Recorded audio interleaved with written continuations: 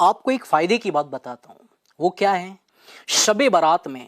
اعمال نامے تبدیل ہوتے ہیں، لہٰذا ممکن ہو تو 14 شعبان المعظم کو بھی روزہ رکھ لیا جائے تاکہ اعمال نامے کے آخری دن بھی روزہ ہو۔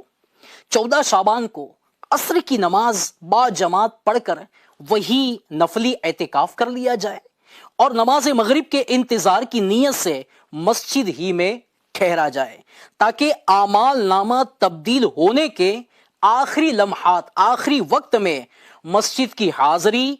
اعتکاف اور انتظار نماز وغیرہ کا ثواب لکھا جائے، بلکہ زے نصیب ساری ہی رات عبادت میں گزاری جائے۔ تو اے عاشقان رسول، ہو سکے تو 14 شعبان کو نیت کر لیجئے ابھی سے کہ انشاءاللہ الکریم